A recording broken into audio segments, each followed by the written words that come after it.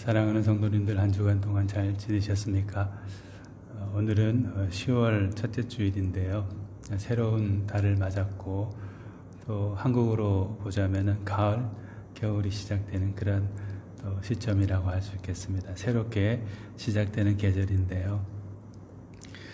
이 계절에 물론 우리가 살고 있는 말레이시아는 좀 상황이 다르긴 하지만은 새로운 시작을 알리는 이 시점에 우리가 그리스도인으로서 어떻게 새로운 피조물로서의 삶을 살아갈 수 있을까, 이런 것에 대해서 한번 나누어 보고자 합니다. 새로운 출발이 없다면은 과거로부터 단절된 발전, 새로운 발전이 없죠. 무엇이든지 새롭게 한 발걸음을 내딛고 나아가야만 새로운 무언가를 발견할 수 있고 또 여러 가지 많은 노력 과정 속에서 그 새로운 것들을 이제 우리의 것으로 받아들일 수가 있게 됩니다. 가지게 될 수가 있습니다. 우리 신앙생활도 비슷한 맥락에서 한번 이야기해 볼 수 있겠는데요. 신앙생활을 하고 주님을 믿는다 하는 것은 새로운 시작을 하는 것이죠. 결국 이제까지 가지고 왔던, 과거로부터 현재까지 가지고 왔던 잘못된 것들을 내려놓고 떠나고 주님과 함께 새로운 방향으로 나아가는 것, 그것이 바로 새롭게 되는, 새로운 피조물이 되는 그런 첩경이라고 할 수 있겠습니다. 우리를 새로운 피조물로 만들어 주시는 우리 주님의 그 사랑의 손길은 어떤지 이 시간 몇 가지 우리 성도님들과 나눠보고자 합니다. 먼저 예수님께서는 누구든지 모든 사람들을 다 변화시키고자 하는 마음을 가지고 계시고 그 일을 행해 가시는 그런 분이십니다. 성경에 정말 많은 사람들이 등장하죠. 신구약 성경을 통해서 만날 수 있는 사람들이 굉장히 많습니다. 신약 성경만 보더라도 예수님을 만남으로써 자신의 삶이 크게 전환된 사람, 변화된 사람들, 그런 사람들을 많이 우리가 찾아볼 수가 있습니다. 예를 들면은 베드로라는 분을 생각해 볼 수 있을 것 같아요. 베드로 사도는 평범한 어부였을 뿐이었습니다. 매일 일어나면 바다에 나가서, 호수에 나가서 고기를 잡고 그것으로 또 생계를 유지하는 그런 사람, 그런 하루하루의 반복된 생활을 해 나가는 어부였을 것입니다. 그런데 평범하기 그지없는 한낱 어부였던 베드로를 예수님은 변화시키셨어요. 그를 부르셔서 당신의 사랑하는 제자 삼아주시고 그의 삶과 신앙과 인격, 미래를 바라보는 그 안목, 이런 모든 것들을 다 변화시켜 주셨습니다. 온전한 제자로 그를 만들어 가셨던 것이죠. 베드로가 예수님을 처음 만나 부름받았을 때 모습을 마태복음 4장에서 이렇게 기록하고 있는데요. 갈릴리 해변에 다니시다가 두 형제 곧 베드로라 하는 시몬과 그의 형제 안드레가 바다에 금을 던지는 것을 보시니 그들은 어부라 말씀하시되 나를 따라오라 내가 너희를 사람을 낚는 어부가 되게 하리라 하시니 그들이 곧 그물을 버려두고 예수를 따르리라. 베드로와 그의 형제 안드레는 평생 아마도 어부로 살다가 어부로 생을 마감할 수밖에 없는 그런 인생의 여정을 가고 있었습니다. 그런데 어부이고 특별한 지식이라든지 또는 계급이라든지 이런 것도 없는 분이잖아요. 보통의 경우에 보았을 때 당시의 어부라면은. 그런데 특별할 것 없는 이 베드로 또 그 형제 안드레를 평생 어부의 삶에서 부르셔서 예수님의 제자가 되게 해 주셨습니다.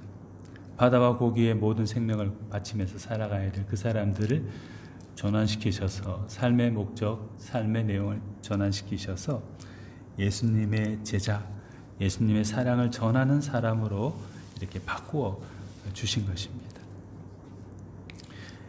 새로운 피조물로 그들을 재탄생시켜 주셨어요. 우리 예수님께서 얼마나 큰 은혜입니까?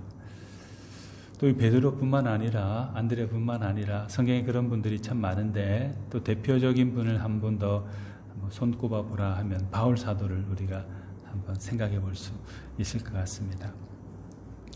바울 사도는 예수님을 따르는 사람들을 아주 많이 핍박하던 그런 분이었습니다. 앞장서서 예수쟁이들을 붙잡고 핍박하고 꾸중하고 심판하던 그런 분이 바로 이 사도 바울이었습니다. 그러나 예수님께서는 그리스도인들을 잡아서 옥에 가두려고 길을 떠나고 있던 그 바울을 그 다메섹 길에서 만나 주셔서 그를 극적으로 변화시켜 주셨어요. 당시 누구도 바울이 예수님의 제자가 되리라 생각한 사람은 없었을 것입니다. 예수님의 철저한 반대편에 서 있던 분이 바로 바울이었기 때문에. 그런데 예수님은 당신의 박해자요 반대자였던 바울을 그 길 언저리에서 변화시켜 주셨어요.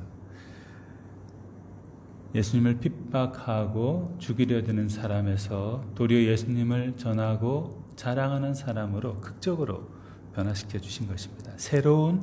그야말로 새로운 피조물이 되도록 만들어 주셨어요. 사도 베드로나 바울 이외에도 예수님을 통해서 새로운 인생을 살게 된 사람들의 이야기가 성경에 가득가득 있죠. 새로운 피조물이 되어서 주님과 함께 주님을 위해서 살아갔던 아주 아름다운 사람들의 모습이 성경에 많이 있습니다.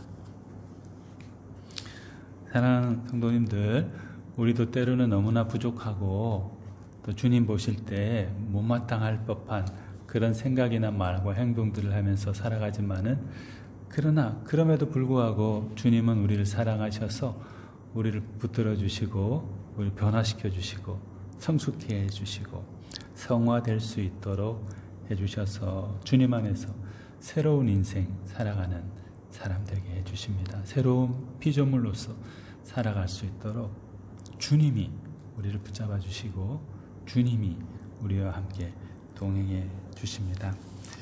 현재의 모습이 특별하지 않고 모자람투성일지라도 그럼에도 불구하고 우리를 찾아오시고 우리를 변화시키셔서 새롭게 해주시는 그 주님께 감사하고 그 주님을 바라보면서 우리 삶이, 우리 신앙이 더욱더 바르고 아름답고 새롭게 성장하고 성숙해 나갈 수 있으면 좋겠습니다.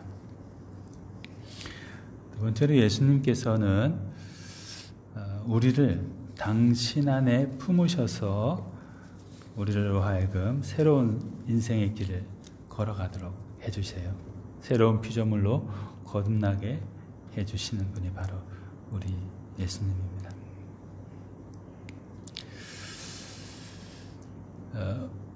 무언가를 품 안에 품는다.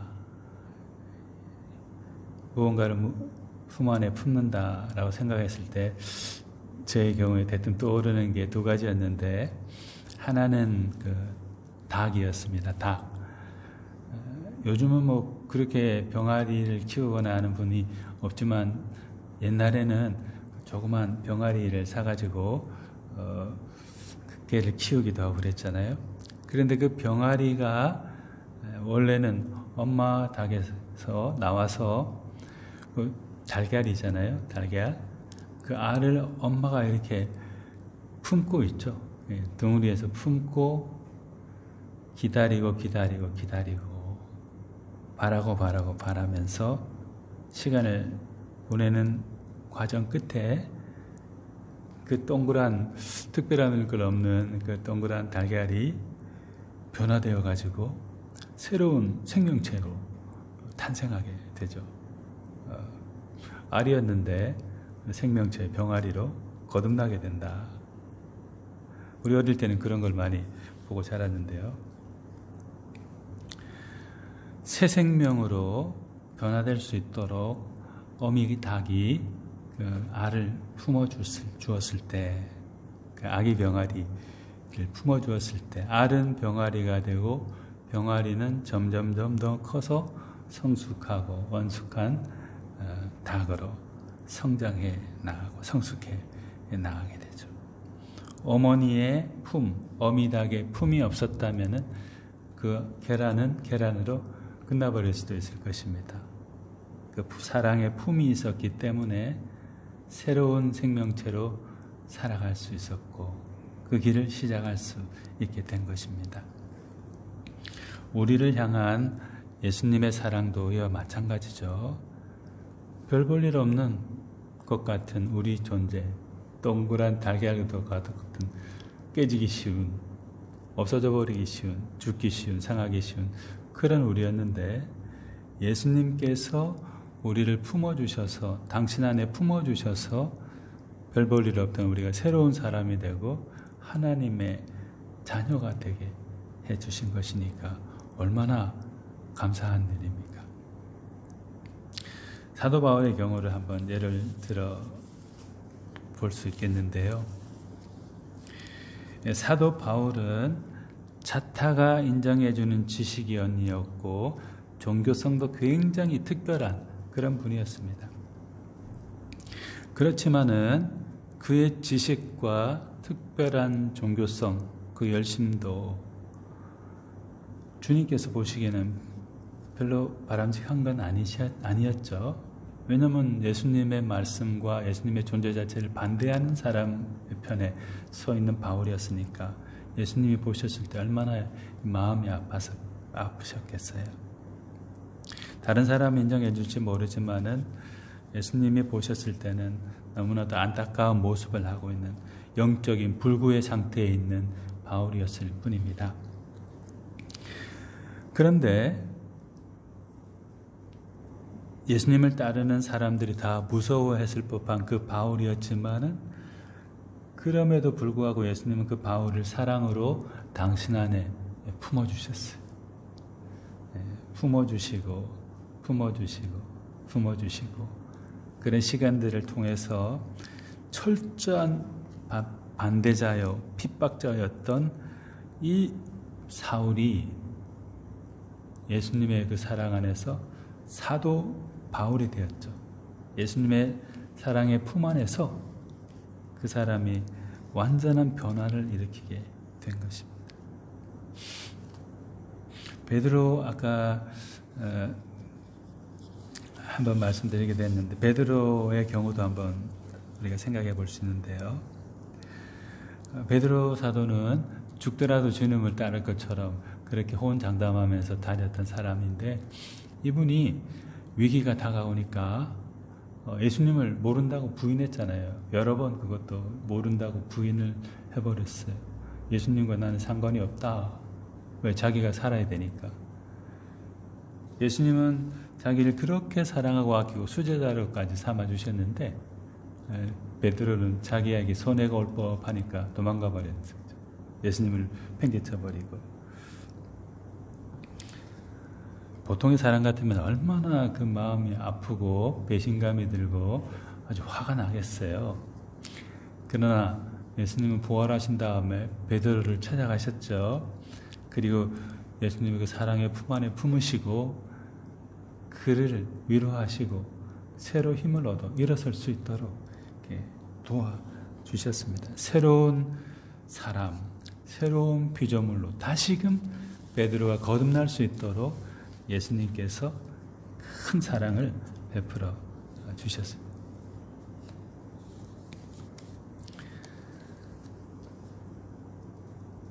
로마서 8장 35절에서 39절에서 사도 바울이 이렇게 말했습니다. 누가 우리를 그리스도의 사랑에서 끊으리요? 환난이나 공고나 박해나 기근이나 적신이나 위험이나 칼이라. 기록된 바 우리가 종일 주를 위하여 죽임을 당하게 되며 도살당할 양같이 여김을 받았나이다 함과 같으니라. 그러나 이 모든 일에 우리를 사랑하신 이로 말미암아 우리가 넉넉히 이기느니라. 내가 확신하오니 사망이나 생명이나 천사들이나 권세자들이나 현재일이나 장래일이나 능력이나 높음이나 기쁨이나 다른 어떤 피조물이라도 우리를 우리 주 예수 그리스도 안에 있는 하나님의 사랑에서 끊을 수 없으리라. 어떤 상황 가운데서도 주님은 우리를 당신의 사랑의 품에 품어주시고 보호해주시고 모든 것을 이겨낼 수 있는 새로운 사람, 새로운 피조물로 우리를 날마다 변화시켜 주신다. 사도 바울이 그렇게 고백하고 말씀했습니다.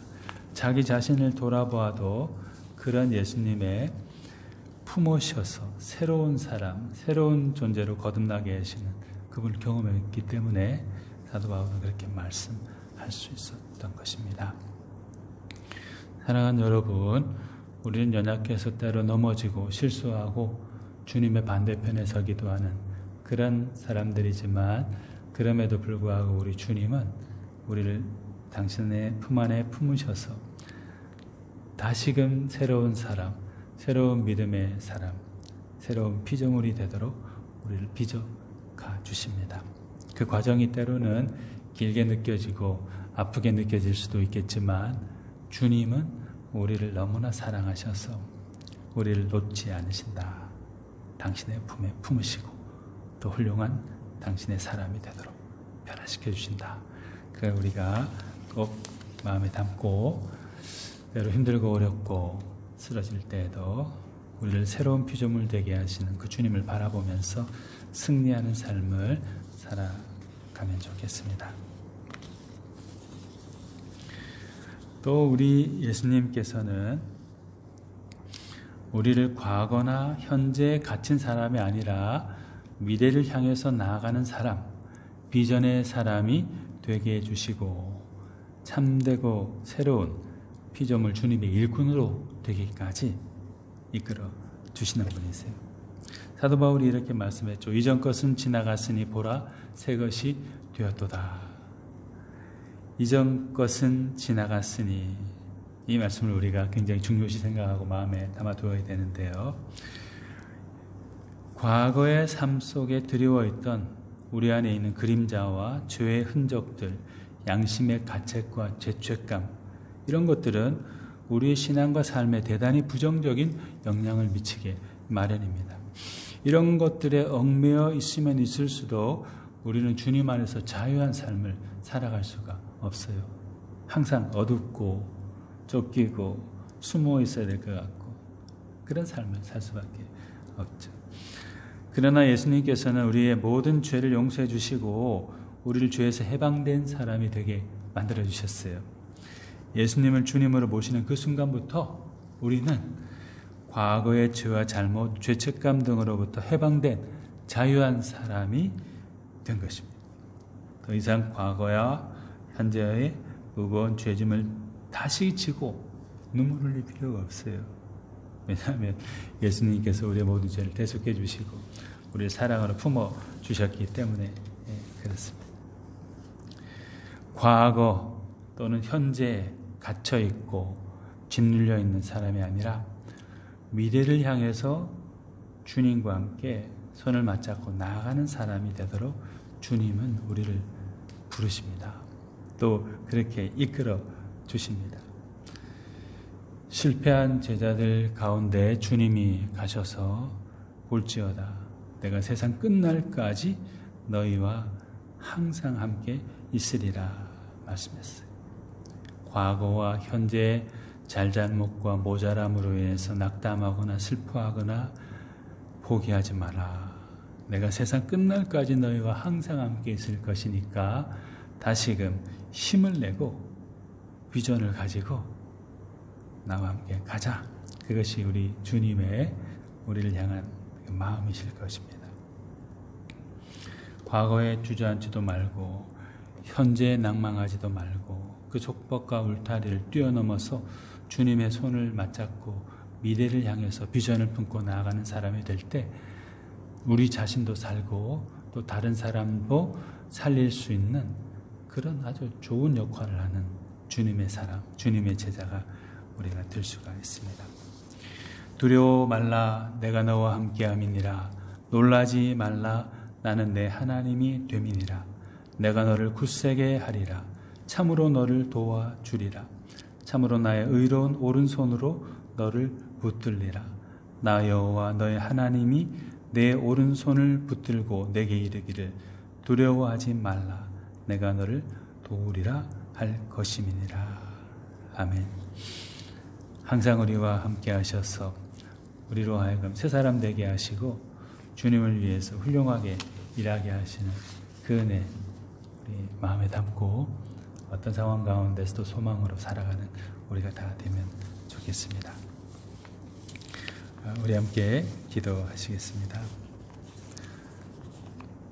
사랑이 많으신 하나님 아버지, 우리가 어떤 모습을 가지고 있든지 어떤 연약함을 가지고 있든지 우리를 변화시켜 주시어 주님 안에서 새 삶을 살게 하심을 감사드립니다.